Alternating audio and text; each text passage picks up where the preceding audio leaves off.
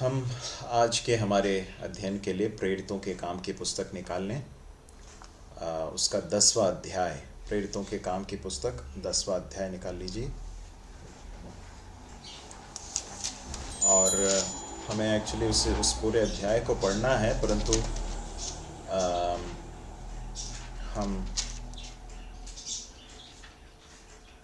उसके 33 तक पढ़ेंगे, 33 तक पढ़ेंगे। तो 2 या 3 भाई जैसे भी प्रभु अगुवाई दे वैसे एक एक करके पढ़ते जाएं। एक से लेके ना। जी जी। कैसरिया में कुरनेलियुस नाम का एक मनुष्य था जो इत्रियानी नामक पलटन का सूबेदार था। वो भक्त था और अपने सारे घराने समेत परमेश्वर से डरता था और यहूदी लोगों को बहुत दान देता और परमेश्वर से प्रार्थना करता था। उसने दिन के तीसरे पहर के निकट दर्शन में स्पष्ट रूप से देखा कि परमेश्वर का एक सरदूत उसके पास भीतर आकर कहता है, हे कुरनेलियुस। उसने उसे ध्यान से देखा और डरकर कहा, हे प्रभु, क्या है? उसने उससे कहा, तेरी प्रार्थना और तेरे दान स्मरण के लिए परमेश्वर के सामने पहुंचे हैं। अब याफा में मनुष्य भेजकर शमौन को, जो पतरस कहलाता है, बुला ले। वह शमौन चमड़े का धंधा करने वाले के यहाँ अतिथि है, जिसका घर समुद्र के किनारे है। जब वह सरदूत जिसने उससे बातें की थी चला गया, तो उसने दो सेवक और जो उसके पास उपस्थित रहा करते थे उनमें से एक भक्त सिपाही को बुलाया और उन्हें सब बातें बताकर यापा को भेज दिया। 9। दूसरे दिन जब वे चलते चलते नगर के पास पहुंचे तो दोपहर के निकट पतरस कोठे पर प्रार्थना करने चढ़ा और उसे भूख लगी और कुछ खाना चाहता था। परंतु जब वे तैयार कर रहे थे तो वह बेसुध हो गया और उसने देखा कि आकाश खुल गया और एक पात्र बड़ी चादर के समान चारों कोनों से लटकता हुआ पृथ्वी की ओर उतर रहा है, जिसमें पृथ्वी के सब प्रकार के चौपाए और रेंगने वाले जंतु और आकाश के पक्षी थे। और उसे एक ऐसा शब्द सुनाई दिया कि हे पतरस, उठ, मार और खा। परंतु पतरस ने कहा, नहीं प्रभु, कदापि नहीं, क्योंकि मैंने कभी कोई अपवित्र या अशुद्ध वस्तु नहीं खाई। फिर दूसरी बार उसे शब्द सुनाई दिया कि जो कुछ परमेश्वर ने शुद्ध ठहराया है उसे तू अशुद्ध मत कह। 3 बार ऐसा ही हुआ, तब तुरंत वह पात्र आकाश पर उठा लिया गया।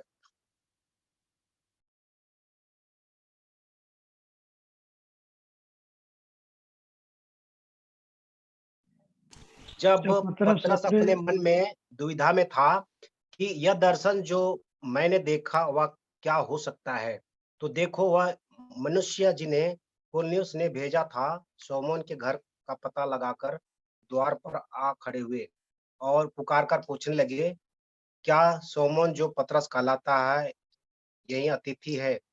पतरस तो उस दर्शन पर सोच ही रहा था कि आत्मा ने उससे कहा, देख, 3 मनुष्य तेरे खोज में हैं, अतः उठकर नीचे जा और निसंकोच उनके साथ बोले, क्योंकि मैं ही ने उन्हें भेजा है। तब पतरस ने उतरकर उन मनुष्यों से कहा, देखो, जिसकी खोज में तुम रहे हो वह मैं ही हूँ। तुम्हारे आने का क्या कारण है? उन्होंने कहा, कुरनेलियुस सूबेदार, जो धर्मी और परमेश्वर से डरने वाला और सारी यहूदी जाति से सुनाम मनुष्य है, उसके एक पवित्र स्वर्गदूत से यह निर्देश पाया है कि तुझे अपने घर बुलाकर तुझे से वचन सुने।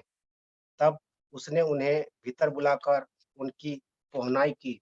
दूसरे दिन वह उनके साथ गया और याफा के भाइयों में से कुछ उसके साथ हो लिए। दूसरे दिन वे कैसरिया पहुंचे और कुरनेलियुस अपने कुटुंबियों और प्रिय मित्रों को इकट्ठा करके उनकी बाट जो रहा था। जब पतरस भीतर आ रहा था तो कुरनेलियुस ने उससे भेंट की और उसके पांव पर गिरकर उसे प्रणाम किया। परंतु पतरस ने उससे उठाकर कहा, खड़ा हो, मैं भी तो मनुष्य हूँ। और उसके साथ बातचीत करता हुआ भीतर गया और बहुत से लोगों को इकट्ठा देखकर उनसे कहा, तुम जानते हो कि अन्य जाति की संगति करना या उसके यहाँ जाना यहूदी के लिए अधर्म है, परंतु परमेश्वर ने मुझे बताया है कि किसी मनुष्य को अपवित्र या अशुद्ध ना कहूं। इसलिए मैं जब बुलाया गया तो बिना कुछ कहे चला आया। अब मैं पूछता हूँ कि मुझे किस काम के लिए बुलाया गया है? पौलुस ने कहा, इसी घड़ी पूरे 4 दिन हुए और मैं अपने घर के तीसरे पहर प्रार्थना कर रहा था, तो देखो एक पुरुष चमकीले वस्त्र पहने हुए मेरे सामने आ खड़ा हुआ और कहने लगा, हे कुरनेलियुस, तेरी प्रार्थना सुन ली गई है और तेरे दान परमेश्वर के स्मरण किए गए हैं। इसलिए किसी को याफा भेजकर शमौन को, जो पतरस कहलाता है, बुला। वह समुद्र के किनारे शमौन चमड़े का धंधा करने वाले के घर में अतिथि है। तब मैंने तुरंत तेरे पास लोग भेजे और तूने भला किया जो आ गया। और हम सब यहाँ परमेश्वर के सामने हैं, ताकि जो कुछ परमेश्वर ने तुझसे कहा है उसे सुने। तब पतरस ने कहा, अब मुझे निश्चय हुआ कि परमेश्वर किसी का पक्ष नहीं करता, वरन हर जाति में जो उससे डरता है और धर्म के काम करता है, वह उसे आता है। यह काफ़ी है भाई, धन्यवाद। प्रभु अपने वचन के पढ़े और सुने जाने पर आशीष दे।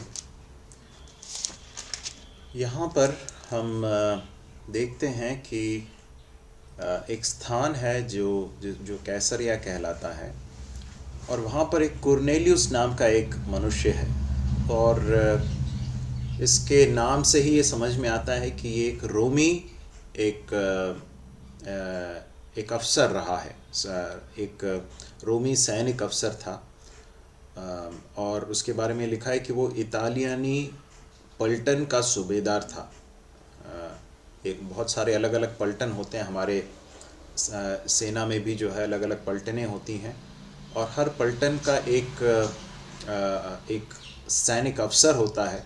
तो ये व्यक्ति जो है कुरनेलियुस, वो इटालियन जो कोहर्ट है उस नाम से जो जाना जाता है, एक पलटन है, प्लाटून है, उसका सूबेदार था या उसका अधिकारी था। सेंचुरियन अंग्रेजी में कहा गया है। और उसके बारे में कुछ बातें परमेश्वर का वचन यहाँ पर रेखांकित करता है। वो लिखा है कि वह भक्त था और अपने सारे घराने समेत परमेश्वर से डरता था। अब ये जानना ज़रूरी है कि रोमी लोग यहूदियों के परमेश्वर की आराधना करने वाले लोग नहीं होते थे। ये रोमी जो संस्कार है, संस्कृति है, और रोमी जो विश्वास है, उसके आधार पर वो लोग बहुत सारे देवी देवताओं की आराधना करने वाले एक समूह है। और एक समय ऐसा रहा है जबकि जो है रोमी जो सम्राट हुआ करता था, उसको परमेश्वर के समकक्ष एक दर्जा दिया जाता था रोमी लोगों के द्वारा। तो एक ऐसे कल्चर से है ये व्यक्ति, ऐसे एक संस्कृति से है, परंतु उसके बारे में ये लिखा है कि वो भक्त था और सारे घराने समेत परमेश्वर से डरता था। तो इसने ये समझ लिया था कि इज़राइल का परमेश्वर वास्तव में सच्चा परमेश्वर है, इसलिए वो परमेश्वर से डरता था। यहूदी लोगों को बहुत दान देता और बराबर परमेश्वर से प्रार्थना करता था। तो ऐसा समझ में आता है कि शायद इसने यहूदी धर्म अपना लिया था। ऐसे बहुत सारे लोग रहे हैं। यदि आप प्रेरितों के काम उसके दूसरे अध्याय में आए तो वहाँ पर हम जब पेंतिकुस्त के दिन जब पवित्र आत्मा प्रेरितों के ऊपर, विश्वासियों के ऊपर उतरा, उस समय पर हम पढ़ते हैं कि वहाँ पर बहुत सारे लोग आए हुए थे। और हम पढ़ते हैं कि 9वें पद में, दूसरे अध्याय के 9वें पद में, हम जो पार्थी और मेदी, एलामी, मेसोपोटामिया, यहूदिया, कप्पदूकिया, पुंतुस, आसिया, फ्रूगिया, पंफूलिया, मिस्र और लीबिया देश के जो कुरेने के आसपास है, और उसके बाद लिखा है अर्थात यहूदी और यहूदी मत धारण करने वाले क्रेती और अरबी भी हैं। तो यहूदी मत को अपनाकर यहूदियों के या इजराइलियों के परमेश्वर की आराधना करने वाले अनेक गैर यहूदी थे। यदि हम पुराने नियम में देखें तो भी हम ऐसे कुछ लोगों को देख सकते हैं जिन्होंने इस बात को जाना कि इज़राइल का परमेश्वर सच्चा परमेश्वर है। हम एलीशा के समय में हम पढ़ते हैं कि एक व्यक्ति आया वहाँ पर, नामान नाम का एक व्यक्ति था, और वो जो है वो इज़राइल के परमेश्वर को उसने जाना और वो परमेश्वर का आराधक बन गया। और इस तरह से हम बहुत सारे लोगों के बारे में हम पढ़ते हैं जिन्होंने यहूदी धर्म को स्वीकार किया या परमेश्वर इज़राइलियों का परमेश्वर सच्चा परमेश्वर है इस बात को मानकर वे इज़राइल के परमेश्वर की आराधना करने लगे।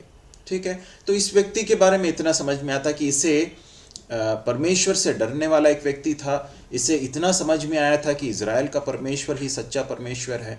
तो इससे यह समझा जा सकता है कि इसने अपने पुराने जो रीति रिवाज हैं वो सब उसने छोड़ दिए थे, अर्थात उसने मूर्ति पूजा और इस तरह की जो चीज़ें जो पहले एक समय पर वो करता आया रहा होगा, उन सारी चीज़ों को वो छोड़कर अब जो है इज़राइल के परमेश्वर की आराधना करता है।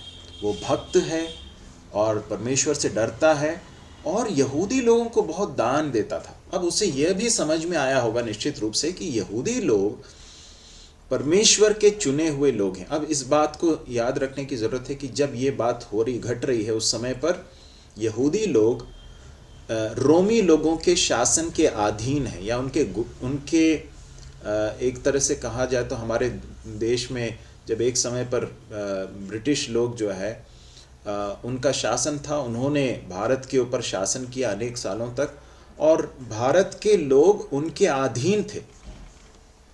तो उसी तरह से रोमी साम्राज्य के अधीन थे इजरायली लोग उस समय पर, और उस रोमी साम्राज्य को रिप्रेजेंट करने वाला है, उसका प्रतिनिधित्व करने वाला एक व्यक्ति है कुरनेलियुस, जो एक बहुत प्रभावशाली, एक बहुत ही एक बड़े पद पर आसीन एक सैनिक अफसर है। परंतु यहाँ लिखा है कि वो यहूदी लोगों को बहुत दान देता था। क्यों ऐसा करता रहा होगा? क्योंकि उसे ये समझ में आया होगा कि ये परमेश्वर के चुने हुए लोग हैं। भले आज हम इनके ऊपर शासन कर रहे हैं, परंतु ये वास्तव में परमेश्वर के चुने हुए लोग हैं, और इसलिए उस लिहाज से वो यहूदी लोगों को दान देता था, ज़रूरतमंद लोगों की सहायता करता था। और फिर लिखा है कि बराबर परमेश्वर से प्रार्थना करता था, परमेश्वर से प्रार्थना भी करता था। ठीक है, तो इसके इस व्यक्ति के बारे में जितने विवरण अभी दिए गए हैं उससे क्या समझ में आता है? उसके बारे में ये समझ में आता है कि इसने अपने पुराने चीज़ों को सब छोड़कर इज़राइल के यहोवा परमेश्वर पर भरोसा करके, विश्वास करके, उनकी आराधना करते हुए अपने जीवन को बिताने का निर्णय लिया, और इस तरह से भक्ति का जीवन बिताने वाला एक व्यक्ति था। तीसरे पद में इसके बारे में कुछ और बातें हम देख सकते हैं। क्या लिखा है? उसने दिन के तीसरे पहर के निकट दर्शन में स्पष्ट रूप से देखा कि परमेश्वर का एक स्वर्गदूत उसके पास भीतर आकर कहता है, हे कुरनेलियुस। ठीक है, अब उसके पास परमेश्वर का दर्शन भी आता है, परमेश्वर उसको एक स्वर्गदूत का दर्शन देता है, और उसके बाद उससे कहता है कि हे कुरनेलियुस। उसने उसे ध्यान से देखा, डर कर कहा, हे प्रभु क्या है? उसने उससे कहा, तेरी प्रार्थनाएं और तेरे दान स्मरण के लिए परमेश्वर के सामने पहुंचे हैं। तेरी प्रार्थनाएं और तेरे दान स्मरण के लिए परमेश्वर के सामने पहुंचे हैं। देखिए, हमें जितना हमने अभी पढ़ा है इससे हमें ऐसा लग सकता है कि ये एक व्यक्ति बहुत भक्त व्यक्ति है, बहुत ही धार्मिक व्यक्ति है, परमेश्वर का भय मानने वाला है, परमेश्वर से डरता है, यहूदी लोगों को दान देता है, बराबर प्रार्थना करता है। तो निश्चित रूप से परमेश्वर उससे प्रसन्न हुआ है, परमेश्वर ने उसे दर्शन दिया है। और यदि हमने इसके बाद के भाग को अगर नहीं पढ़ा होता तो हमारे मन में शायद ऐसा आता कि परमेश्वर उससे कहता है कि मैं बहुत खुश हूँ तुझसे, तुझे कुछ मांगना है तो मांग ले, या फिर मैं बहुत तेरे जीवन से बहुत खुश हूँ। सिर्फ इतना कहकर जो है कहानी समाप्त नहीं हो जाती है, बल्कि वहाँ पर ऐसा लिखा है 5वें पद में ऐसा लिखा है कि अब याफा में मनुष्य भेजकर शमौन को, जो पतरस कहलाता है, बुलवा ले। वह शमौन चमड़े का धंधा करने वाले के यहाँ अतिथि है, जिसका घर समुद्र के किनारे है। जब वह स्वर्गदूत जिसने उससे बातें की थी चला गया, तो उसने 2 सेवक और जो उसके पास उपस्थित रहा करते थे उनमें से एक भक्त सिपाही को बुलाया और उन्हें सब बातें बताकर याफा को भेजा। मेरे प्रिय भाई और बहनों, हालांकि ये व्यक्ति परमेश्वर की भक्ति करने वाला, मतलब परमेश्वर की भक्ति मतलब इज़राइल के यहोवा परमेश्वर से डरने वाला व्यक्ति, परमेश्वर से प्रार्थना करने वाला व्यक्ति, दान देने वाला व्यक्ति था, है ना। और इसके बारे में एक बहुत रोचक बात लिखी कि अपने सारे घराने समेत परमेश्वर से डरता था। इसका मतलब यह है इस व्यक्ति का जो प्रभाव है, जो इन्फ्लुएंस है, वो सिर्फ उसके अपने जीवन तक ही सीमित नहीं था, परंतु he had an influence on his household, उसके घराने पर उसका बड़ा एक प्रभाव था। और 7वें पद के अंतिम भाग में लिखा है कि उनमें से एक भक्त सिपाही को बुलाया। तो अब इसमें से एक और बात समझ में आती है कि न सिर्फ उसका प्रभाव जो है वो उसके घराने पर था, परंतु उसके अधीन जो सेवक थे, जो सिपाही थे, उनके ऊपर भी उसका बड़ा प्रभाव था, है ना। और इतना प्रभाव था, यहाँ पर हम पढ़ते हैं कि उस सिपाही के बारे में भी हम ऐसा पढ़ते हैं कि वो एक भक्त सिपाही था, है ना। तो हमें ये समझ में आता है कि इस व्यक्ति का जीवन साधारण लोगों के जीवन के समान नहीं था। ये एक ऐसा व्यक्ति है जो परमेश्वर से डरता है और उसके जीवन में परमेश्वर का जो भय है उसका प्रभाव उसके घराने पर और उसके कार्यस्थल पर, दोनों स्थानों पर है। लेकिन इन सब बातों के होने के बावजूद परमेश्वर का जो संदेश कुरनेलियुस के पास पहुंचता है, वो संदेश क्या है?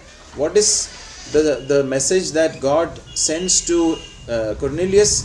हम पढ़ते हैं, लिखा है कि 5वें पद में, और अब याफा में मनुष्य भेजकर शमौन को, जो पतरस कहलाता है, बुलवा ले। और बस इतना उसके पास पहुंचता है।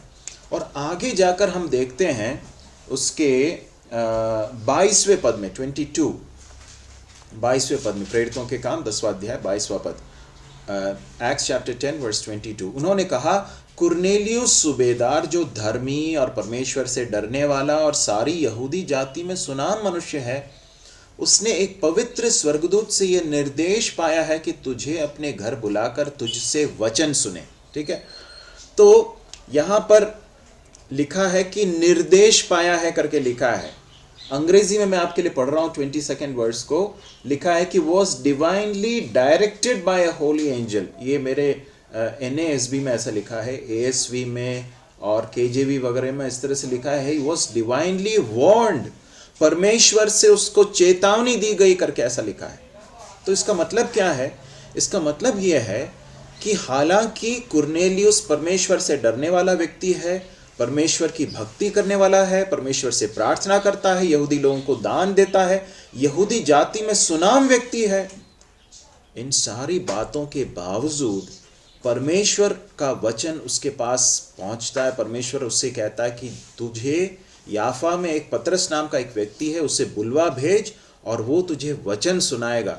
और ये जो बात कुरनेलियुस के पास पहुंची, एक सुझाव के रूप में नहीं पहुंची। This did not come to Cornelius as a suggestion, as a very light kind of a suggestion, एक छोटे से एक ऐसे सुझाव के रूप में कि तू अगर कर लेगा तो अच्छा है। ऐसा नहीं है। अंग्रेजी में इस तरह से पढ़ते हैं कि वॉज डिवाइनली वार्न्ड, परमेश्वर के द्वारा उसके पास ये चेतावनी पहुंची। He was warned by God. मेरे प्रिय भाई और बहनों, इस संसार में हम जिस तरह के फिलॉसफीज को देखते हैं, जो विश्वास हैं, लोग इस तरह से सोचते हैं कि जो अच्छे काम करते हैं, जो भले काम करते हैं, जो प्रार्थना करते हैं, जो दान करते हैं, ये सब लोग परमेश्वर के लिए ग्रहण योग्य हैं, और परमेश्वर उनका उद्धार नहीं करेगा तो फिर किसका करेगा? यदि परमेश्वर कुरनेलियुस जैसे एक व्यक्ति का उद्धार उसके कामों के अनुसार नहीं करेगा तो फिर किसका करेगा?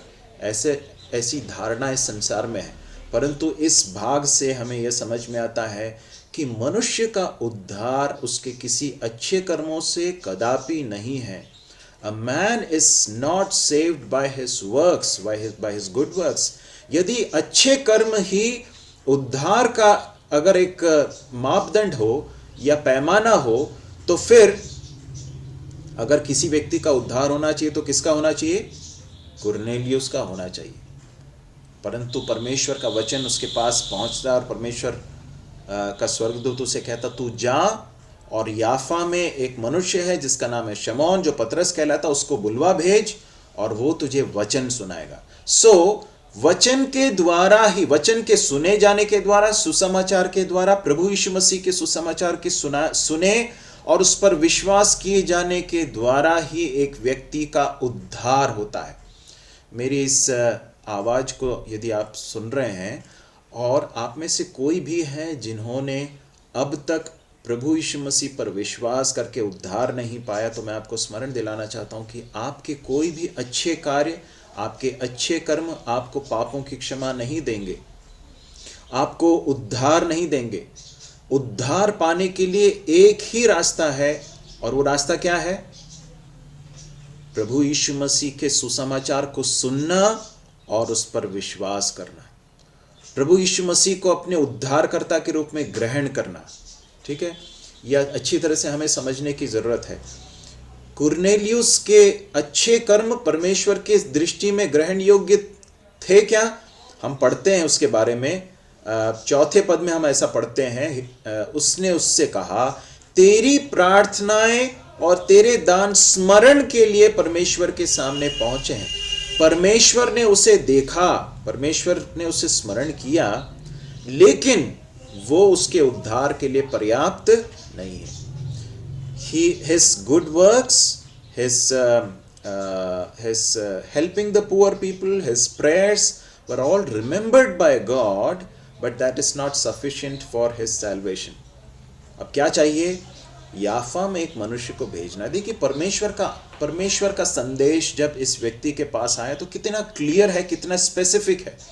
इस बात को समझना बहुत जरूरी है, बहुत ही स्पेसिफिक है, स्पष्ट निर्देश है कि तुम्हें कहां जाना है। याफा में जाना है।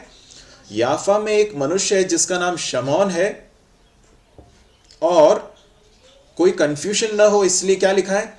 शमौन को, जो पतरस कहलाता है, Simon whose also known as Peter, उसको बुलवा लो। ठीक है, और ये कहां पर ठहरा हुआ है? जिस घर पे ठहरा हुआ उस व्यक्ति का क्लियर पूरा कंप्लीट एड्रेस भी दिया है। क्या लिखा है? वह शमौन चमड़े का धंधा करने वाले के यहां अतिथि है। पतरस कहां पर रुका हुआ है? चमड़े का धंधा करने वाला शमौन उसके यहां पर रुका हुआ है। और फिर लिखा है जिसका घर समुद्र के किनारे है। देखिए, इससे क्लियर और इंस्ट्रक्शंस दिए जा सकते हैं क्या?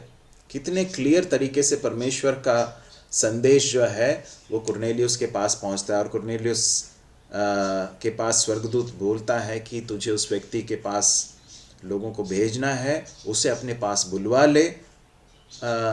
एक और बात मेरे मन में आ रही थी कि ऐसा क्यों नहीं किया परमेश्वर ने कि कुरनेलियुस से कहा कि तू एक काम कर, तू शमौन के पास जा और वो तुझसे बातें करेगा।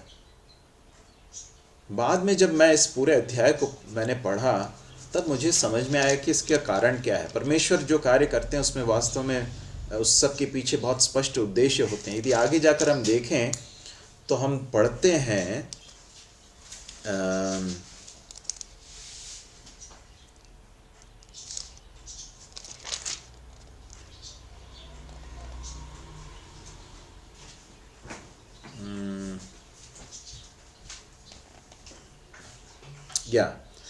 उसके 24वें पद को पढ़ें, वर्स 24। दूसरे दिन वे कैसरिया पहुंचे और कुरनेलियुस अपने कुटुंबियों और प्रिय मित्रों को इकट्ठा करके उनकी बाट जोह रहा था।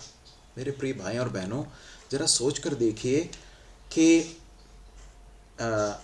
कुरनेलियुस के पास परमेश्वर जो है, प्रभु जो है, पतरस को भेजता है। क्यों? उसका कारण क्या है? क्योंकि कुरनेलियुस वहाँ पर अकेला नहीं है। कुरनेलियुस ने अपने संपूर्ण कुटुंब को और अपने प्रिय मित्रों को इकट्ठा कर लिया है, और बड़े आकांक्षा के साथ, बड़ी इच्छा के साथ वो इंतज़ार में है कि कब पतरस आएगा और परमेश्वर ने जो संदेश उसको दिया है वो हम सुनेंगे। तो हम यहाँ पर पढ़ते हैं कि स्वर्गदूत उससे कहता है कि तो भैया आपका आवाज सुनाई नहीं दे रहा है। नहीं आ रही है।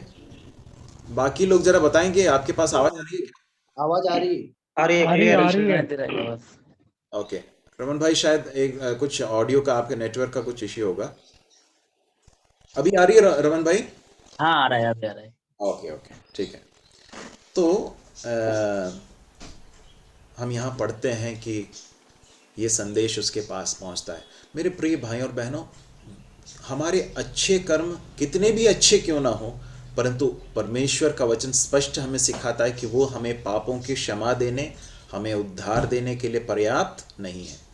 कई बार हम ऐसे कई सारे लोगों का के साथ हमारा सामना हो सकता है जो बहुत अच्छे हैं, जिनका चरित्र बहुत उत्तम है, जो लोगों की मदद करते हैं, जो अपने मुंह से अनावश्यक बातें नहीं करते हैं, जो बहुत सादगी का जीवन जीते हैं। मैं कुछ समय पहले आपने सुना होगा, योगेंद्र यादव करके एक व्यक्ति हैं जो एक समय पर जो है सेफोलॉजिस्ट हुआ करते थे और अब जो है स्वराज इंडिया करके एक संस्था को चलाते हैं। और अभी ये दिनों में जो दिल्ली में और अलग अलग स्थानों पर जो किसानों का आंदोलन चल रहा है उसमें भी बहुत सक्रिय हैं, एक नेता के रूप में हैं। और एक दिन जो है उन्होंने अपने पिताजी के बारे में, उनके पिता की मृत्यु हो गई थी और उन्होंने YouTube पे यदि आप सर्च करेंगे तो आपको मिलेगा वो कि उनके पिताजी के बारे में उन्होंने बताया कि बहुत शिक्षित थे, बहुत पढ़े लिखे थे, परंतु बहुत ही सरल जीवन, सादगी का जीवन जीने वाले एक व्यक्ति थे। और उनके जो क्या बोलते हैं, उनके जो प्रिंसिपल्स हैं, उनके जो सिद्धांत हैं, उनके उस सब का कितना बड़ा प्रभाव इस व्यक्ति के ऊपर पड़ा और दूसरे लोगों के ऊपर पड़ा, ये सब के बारे में बता रहे थे। तो ऐसे बहुत सारे लोग हैं संसार में जो बहुत ही एग्जेम्पलरी हैं, जो बहुत ही अच्छा जीवन जीते हैं, परंतु मैं आपको बताना चाहता हूं कि हमारे अच्छे सो कॉल्ड अच्छे जीवन के द्वारा हम उद्धार नहीं पा सकते हैं। हमारे उद्धार के लिए परमेश्वर ने प्रभु यीशु मसीह को इस संसार में भेजा और हमारे पापों के दंड को उन्होंने अपने ऊपर उठा लिया। हम भले ही कितने ही अच्छे काम क्यों ना करें, परंतु हमारे हृदय के अंदर पाप का एक असाध्य रोग लगा हुआ है। और जब तक हमारे उस पापों के प्रायश्चित को, उस पापों के माफी को हम नहीं पा लेते हैं, तब तक हमारा उद्धार नहीं हो सकता। और उसके लिए परमेश्वर ने एकमात्र जो प्रावधान किया है वो प्रभु यीशु मसीह है। तो हम यहाँ पर देखते हैं कि संदेश पहुँचता है कि उसके पास भेजो, और 7वें पद में हम पढ़ते हैं कि वो 2 सेवक को, और उनमें से एक के बारे में लिखा, वो भक्त सिपाही था, उन्हें सब बातें बताकर याफा को भेजा। ठीक है, यहाँ पर हम पढ़ते हैं आगे उसके 9वें पद से। दूसरे दिन जब वे चलते चलते नगर के पास पहुंचे, दोपहर के निकट पतरस छत पर प्रार्थना करने चढ़ा। अब देखिए क्या हो रहा है। अब 10वें अध्याय के 1 से लेकर 7 तक कुरनेलियुस के बारे में हम पढ़ते हैं। 9वें पद से लेकर 16वें पद तक हम पतरस के साथ एक कुछ घटना घट रही है, इसको पढ़ते हैं। और कई बार मैं जब पहले पढ़ता तो मुझे समझ में नहीं आता था कि इसको जो है इस कुरनेलियुस के इस वृत्तांत में ये पतरस के इस दर्शन को क्यों जोड़ दिया गया, समझ में नहीं आता था। परंतु बाद में जब ध्यान से पढ़ने लगा तो परमेश्वर के आत्मा ने बताया, मैं सोचता हूँ आपको भी ये समझ में आ रहा होगा कि इसका एक निश्चित उद्देश्य है। जब एक तरफ परमेश्वर का आत्मा कुरनेलियुस के जीवन में कार्य कर रहा है, तो दूसरे तरफ परमेश्वर अपने दास पतरस को प्रिपेयर कर रहा है, तैयार कर रहा है कि वो जाकर प्रभु यीशु मसीह का सुसमाचार इस व्यक्ति को जाकर सुनाए। तो और उसके लिए क्या होता है, हम पढ़ते हैं कि पतरस छत पर प्रार्थना करने चढ़ा। अब एक और बात जो हमें सीखने को मिलती है वो ये है कि इन प्रेरितों के जीवन में हम प्रार्थना के महत्व को देख सकते हैं। प्रभु यीशु मसीह को इन्होंने एकांत में जाकर प्रार्थना करते हुए अनेक बार 3.5 वर्षों में देखा है, और अब पतरस को हम देखते हैं कि वो छत पर जाकर प्रार्थना करने को चढ़ा करके लिखा है। मेरे प्रिय भाई और बहनों, प्रभु के साथ एकांत में समय व्यतीत करना, प्रभु के साथ प्रार्थना में समय व्यतीत करना, प्रभु के साथ समय व्यतीत करना जिसमें हम प्रभु की आवाज़ को सुनने के लिए समय निकालते हैं, ये बहुत महत्वपूर्ण है। और इसके बिना हम एक आत्मिक जीवन नहीं जी सकते हैं, इसके बिना हम परमेश्वर की आवाज़ को सुन नहीं सकते हैं। देखिए, इसलिए कि पतरस ने प्रार्थना में समय व्यतीत किया, इसलिए जब परमेश्वर उससे कुछ बातें करने के लिए परमेश्वर ने पहल की तो पतरस उस बात को सुन सका, पतरस उसके लिए प्रिपेयर्ड था। Unless we live a life of intimacy with the Lord, we will not be prepared to listen when God is about to speak to us। और यहाँ पर हम देखते हैं कि परमेश्वर उससे बात करने पर है, और उससे पहले पतरस क्या कर रहा है? छत पर प्रार्थना करने के लिए चढ़ा। और फिर लिखा है उसे भूख लगी और वो कुछ खाना चाहता था, परंतु जब वे तैयारी कर रहे थे तो वो बेसुध हो गया। मुझे नहीं समझ में आ रहा था कि इसका अर्थ क्या है। अंग्रेजी में लिखा है कि ही फेल इनटू अ ट्रांस, बेसुध हो गया करके लिखा है। क्या भूख की अधिकता के कारण हो गया, क्या मालूम, जो भी उसे भूख लगी और वो कुछ खाना चाहता था करके लिखा है। और वहाँ पर भोजन की तैयारी चल ही रही थी, भोजन तैयार नहीं था। और इस बीच पतरस जो है वो अपने होश में नहीं था, या फिर वो एक दूसरे एक अवस्था में चला गया। और उसके बाद फिर एक दर्शन देखता है। 11वें पद में हम पढ़ते हैं, उसने देखा कि आकाश खुल गया और एक पात्र बड़ी चादर के समान चारों कोनों से लटकता हुआ पृथ्वी की ओर उतर रहा है, जिसमें पृथ्वी के सब प्रकार के चौपाए, रेंगने वाले जंतु और आकाश के पक्षी थे। और उसे एक ऐसा शब्द सुनाई दिया, हे पतरस, उठ, मार और खा। परंतु पतरस ने कहा, नहीं प्रभु, कदापि नहीं, क्योंकि मैंने कभी कोई अपवित्र या अशुद्ध वस्तु नहीं खाई है। फिर दूसरी बार उसे शब्द सुनाई दिया, जो कुछ परमेश्वर ने शुद्ध ठहराया है उसे तू अशुद्ध मत कह। 3 बार ऐसा ही हुआ, तब तुरंत वह पात्र आकाश पर उठा लिया गया। ये बहुत अजीब लगता था पहले जब मैं इसे पढ़ता था कि ये एक दर्शन देख रहा है पतरस, जिसमें एक चादर जैसे इस चीज़ में बहुत सारे जंतु, रेंगने वाले जंतु सब आ रहे हैं। और उसके बाद कहता है कि मार और खा। और पतरस कहता, प्रभु मैंने कभी नहीं अपवित्र अशुद्ध वस्तु को नहीं खाया। फिर प्रभु का वचन उसके पास पहुंचता, जो कुछ परमेश्वर ने शुद्ध ठहराया है उसे तू अशुद्ध मत कहे। हाइंडसाइट में या फिर आगे जाकर जब हम देखते हैं तब समझ में आता है कि इस दर्शन का एक स्पष्ट उद्देश्य था, बहुत ही क्लियर पर्पस था। क्या था उद्देश्य? पतरस के लिए एक अन्य जाति व्यक्ति के घर में जाना, एक गैर यहूदी व्यक्ति के घर में जाना बहुत बड़ा एक उसके लिए एक मेंटल ब्लॉक है। वो उस कार्य को नहीं कर सकता, उसके लिए बहुत मुश्किल काम है। कैसे हम जान सकते हैं? हम पढ़ते हैं आगे जाकर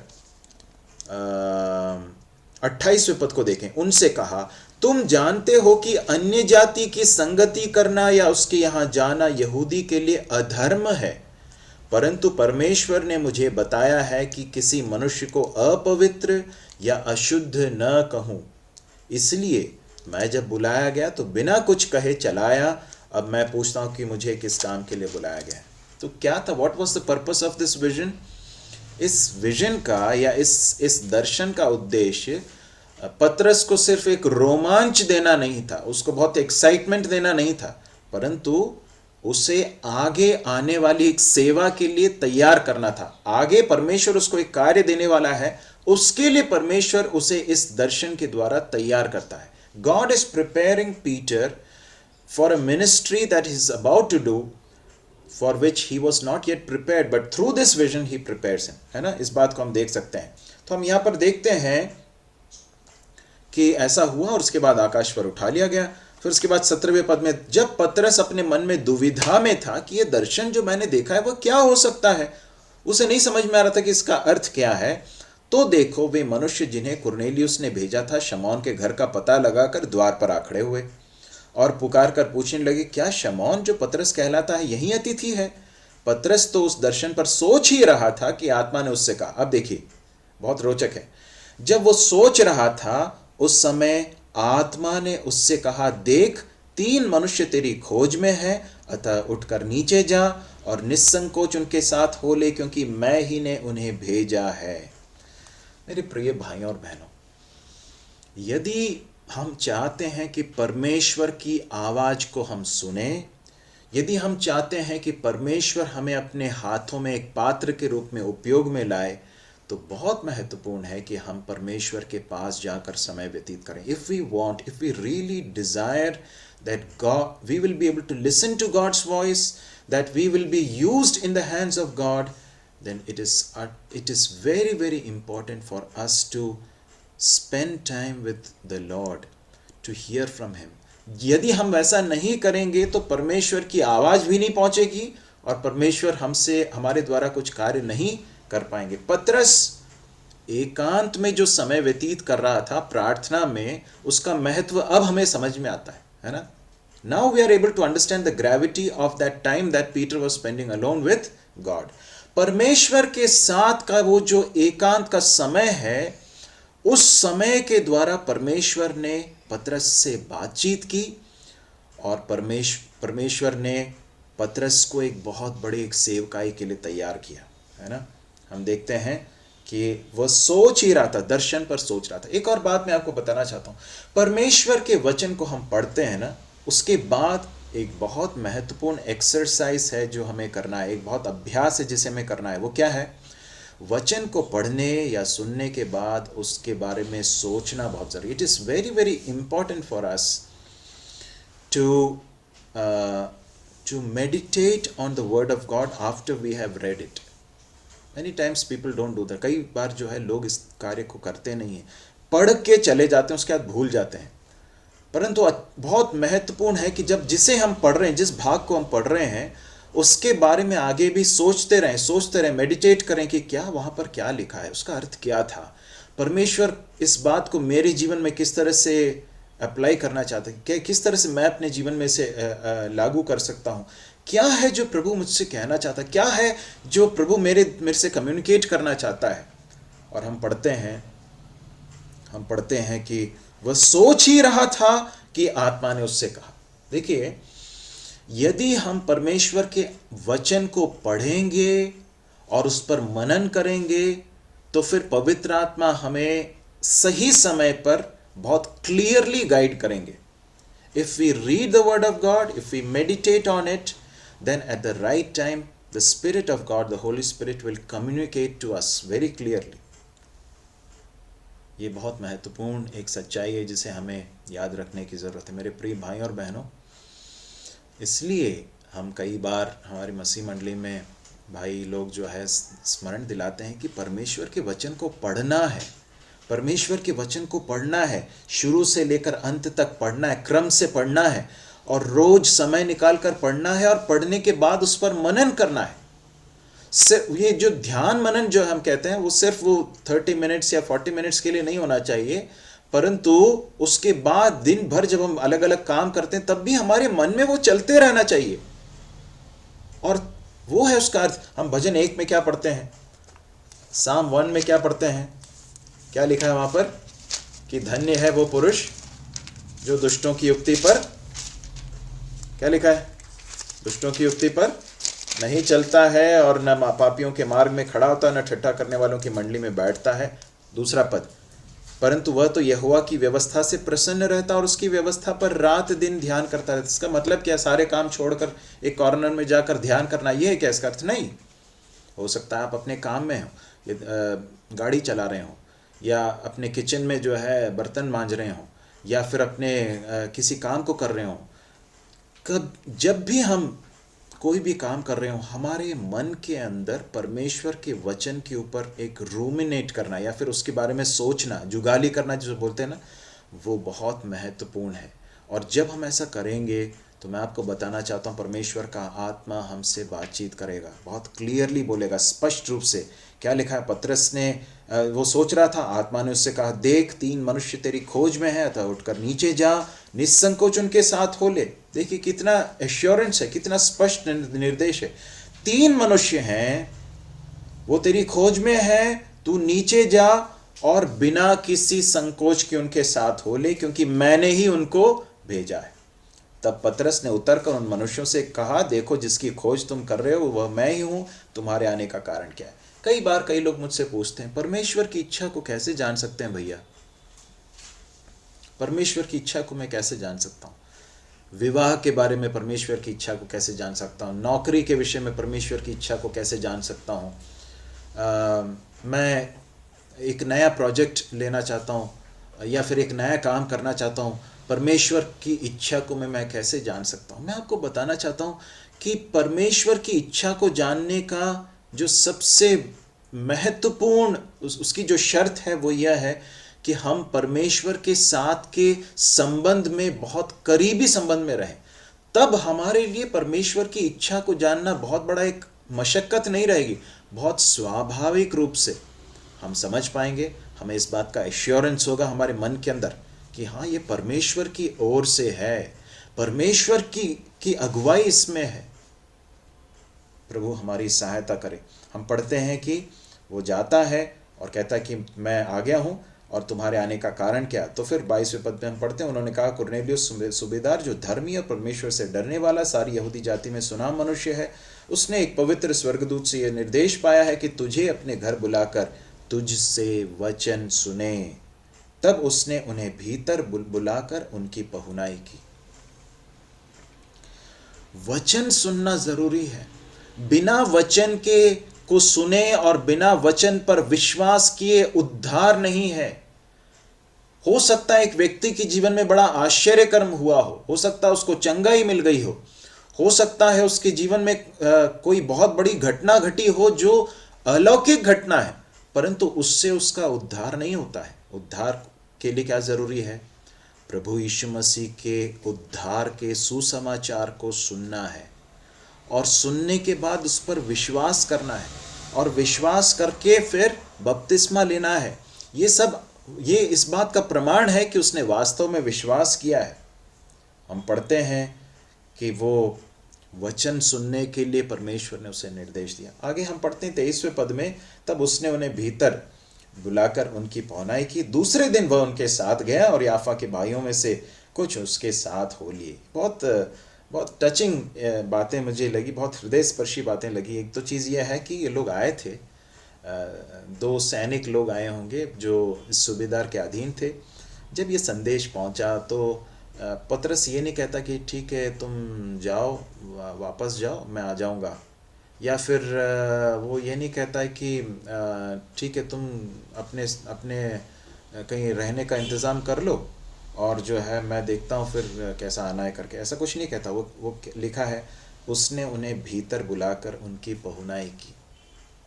ये लोग वास्तव में पतरस के लिए और याफा में जो दूसरे विश्वासी हैं, शमौन जो टैनर है, जो चमड़े का व्यवसायी है, उन सब के लिए ये लोग कौन है?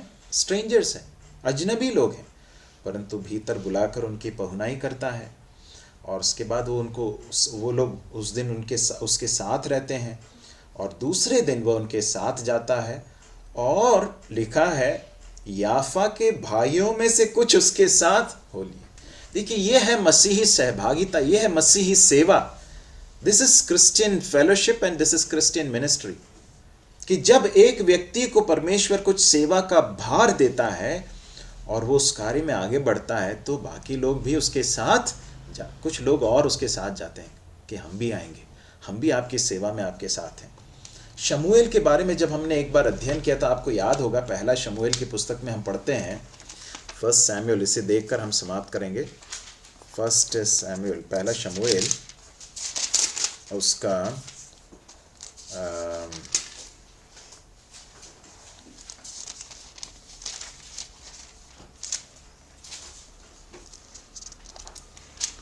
उसका 10वां अध्याय निकाल लीजिए।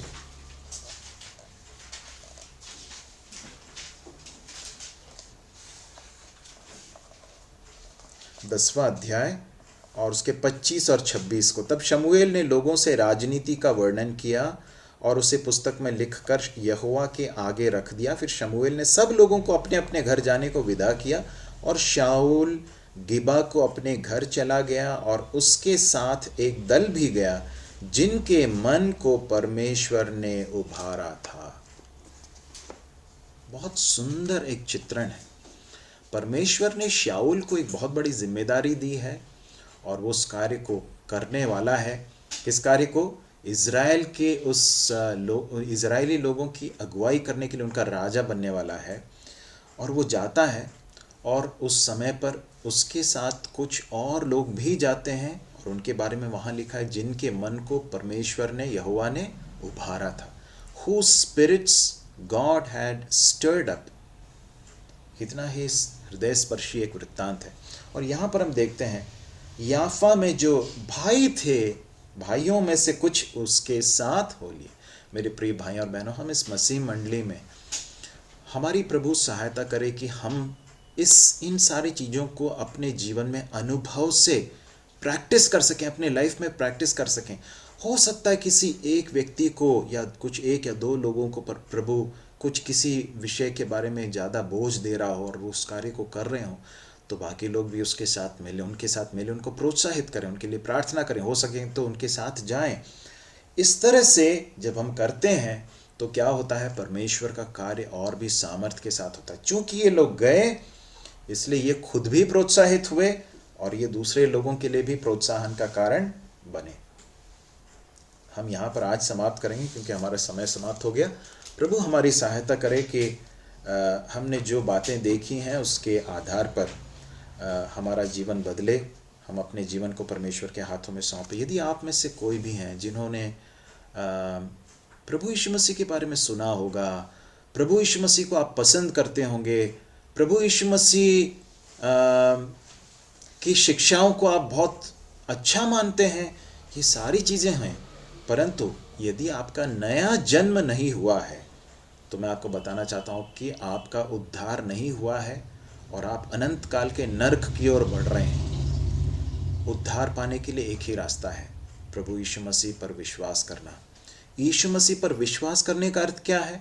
इसका अर्थ यह है कि अभी तक मैं जिस रास्ते पर चलता आया था, जो कार्य करते आया था, जिन रीति रिवाजों पर चलते आया था, वो उन सब को गलत मानना और मान लेना कि वो सही नहीं है, वो परमेश्वर की दृष्टि में ग्रहण योग्य नहीं है, और उन सब को छोड़कर प्रभु यीशु मसीह पर विश्वास करके प्रभु यीशु मसीह की प्रभुता को अपने जीवन में मान लेना, अपने पुराने जीवन को छोड़ देना, पाप के जीवन को छोड़ देना, उन सारे कार्यों को छोड़ देना जो प्रभु को पसंद नहीं है, और प्रभु यीशु मसीह के पीछे चलने का निर्णय लेना। जब एक व्यक्ति विश्वास के साथ प्रभु यीशु मसीह से कहता है, प्रभु मैं पापी हूँ, मुझ पापी पर आप रहम कीजिए, मेरे पापों को क्षमा कीजिए, मेरे हृदय में आइए, मैं आपको अपना प्रभु होकर मानता हूँ, आप मेरी सहायता कीजिए, मैं आपके लिए जीना चाहता हूँ। तो मैं आपको बताना चाहता हूँ, कुरनेलियुस का और उसके घराने का जीवन बदल गया। ऐसे अनेक लोग रहे हैं पूरे इतिहास में, मनुष्य कलीसिया के इतिहास में, जिनका जीवन बदला है। मेरा जीवन बदला है, हम में से कई लोगों का जीवन बदला है। प्रभु हमारी सहायता करे कि इस वचन के अनुसार हम अपने जीवन को जांच सकें। और उसके बाद हमने पतरस के विषय में जो बातें देखी और याफा के भाइयों के बारे में जो देखी, इन सारी बातों से परमेश्वर हमारी सहायता करे। प्रभु के नाम की महिमा हो। प्रभु इन वचनों पर अपनी आशीष दे। कोई भी एक भाई प्रार्थना करके